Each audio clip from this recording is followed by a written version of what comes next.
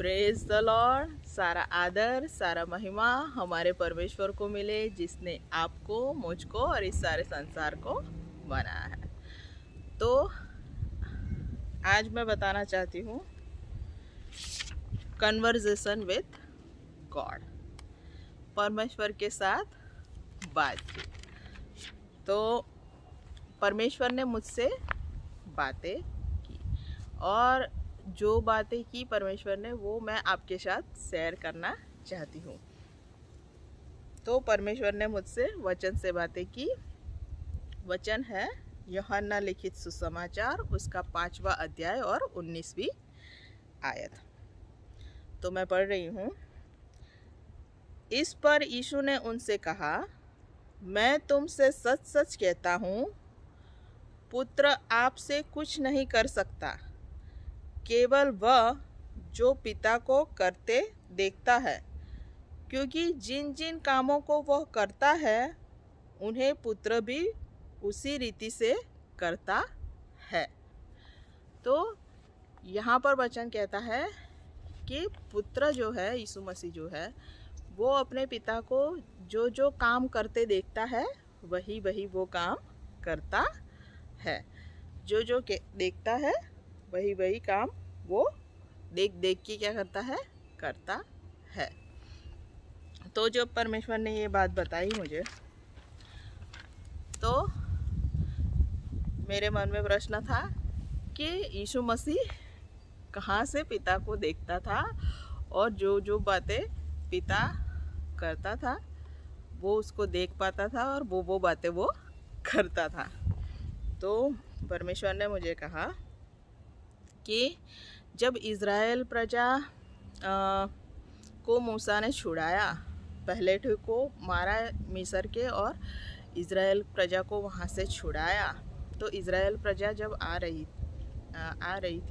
गई थी वो अरण्य में वहाँ पे ठहरी हुई थी, क्योंकि उनके आगे समुंदर था। तो जब मिस्री प्रजा उनके पीछा कर रही थी, वो लोग पीछे आ रहे थे कि अब वापस से हम क्या करेंगे, इजरायलियों को पकड़ेंगे और फिर उन्हें क्या करेंगे, गुलाम बनाएंगे। जैसे वो पहले हमारे गुलाम थे वैसे ही हम उसे बनाएंगे। तो वो लोग पीछे से आ रहे थे, लेकिन परमेश्वर ने इजरायली प्रजा के लिए समुंदर के 2 भाग किए और वो वहाँ से कोरी भूमि में से वो वहाँ से चल के निकल गए इज़राइल लोग। लेकिन जब मिस्र की बारी आई, वो लोग भी समुंदर में आ गए और समुंदर का रास्ता तब खुला था, लेकिन जब वो बीचों बीच आए तो उनके रथों के पहिए निकल गए, टूट गए और वो वहाँ पर फंस गए सब लोग। तो परमेश्वर ने इजरायलियों के लिए वचन कहा था कि जो मिस्री लोग की सेना तुम पीछे देख रहे हो, अपने पीछे देख रहे हो, जो तुम्हें गुलाम बनाने के लिए आ रही है, अब के बाद तुम उन्हें देखोगे नहीं। अब के बाद तुम उन्हें देखोगे नहीं, क्योंकि वो रहेंगे ही नहीं। तो यह वाक्यात पुराने नियम का है, लेकिन अब यीशु मसीह ने यही वाक्यात को देखा पिता को करते हुए, और नए नियम में बताते हैं कि जब वो गया वहाँ पर तो एक आदमी था जो कब्रों में रहता था और जो सांकलों से बंधा जाता था, लेकिन उसे कोई बांध नहीं सकता था, वो छोड़ देता था, तोड़ देता था वो सांकलें, और वो बहुत ही डरावना था कि उस रास्ते से कोई लोग भी आते जाते नहीं थे।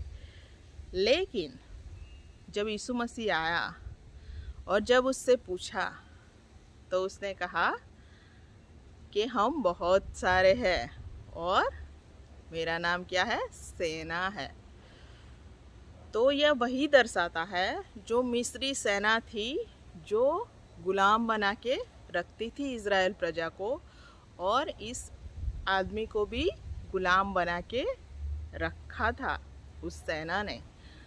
वैसे ही वाक्य दर्शाता है और वैसे ही वो सेना को झुंड के झुंड में प्रवेश करने के लिए आज्ञा करता है और वो झुंड का झुंड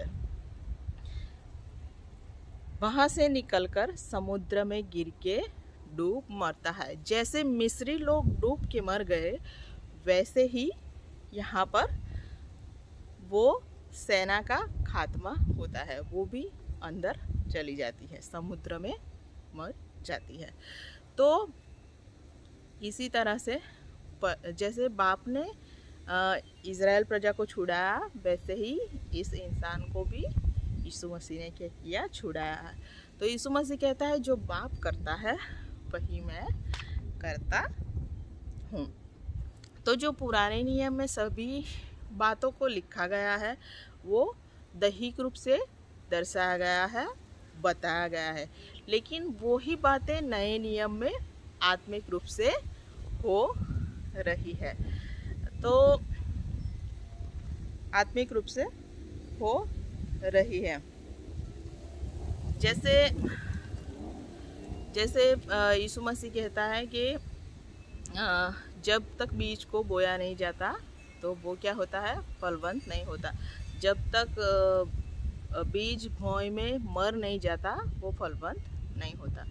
तो जैसे पुराना नियम दैहिक है जिसे बोया गया है, लेकिन नए नियम में वो क्या होता है, फ्रूटफुल होता है। सभी बातों को हम देख सकते हैं।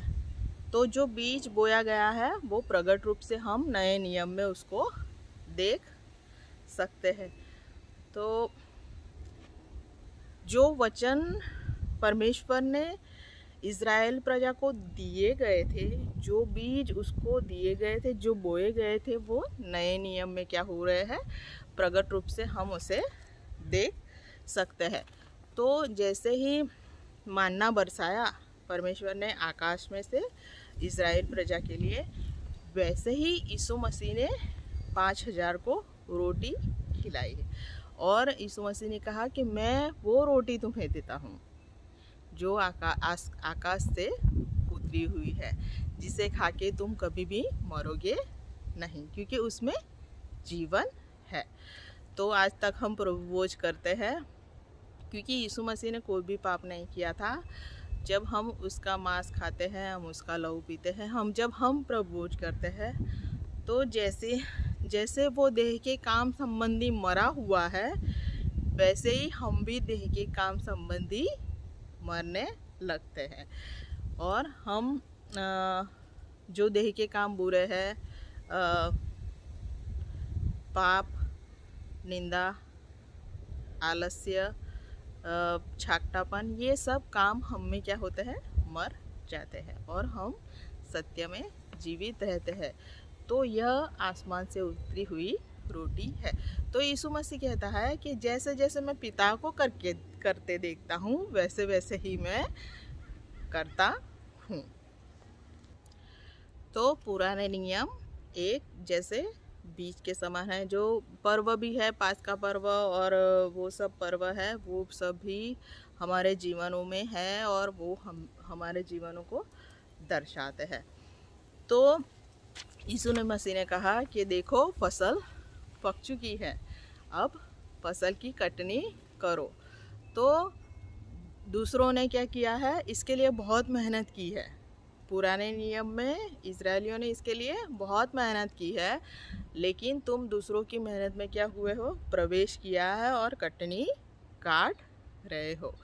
तो ये पहले से चला आ रहा है परमेश्वर का वचन जो इजरायलियों को दिया गया था, जो दैहिक विधियों के रूप में था, लेकिन वो आत्मिक है, जो आत्मिक रूप से फ्रूटफुल होता है। तो यही परमेश्वर ने मुझसे बात की और यही मैं आपको बताना चाहती थी।